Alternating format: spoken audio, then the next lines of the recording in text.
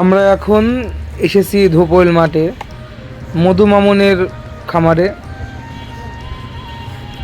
মধু নিতে।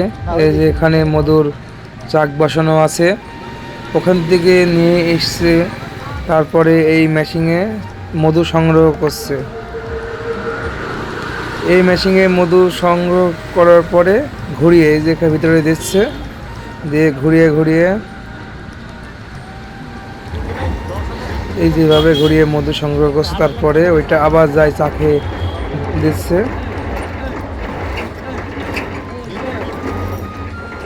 খুব সকালে যে আমরা এই যে আমরা মধু কিনতে এসেছি। এই যেখানে ওজনে দিচ্ছে, আমি 2 কেজি নিয়েছি মধু। নিয়ে মধু খেয়ে দেখলাম খুব সুন্দর। সবাই যাবেন মধু মামুনের খামারে মধু নিতে,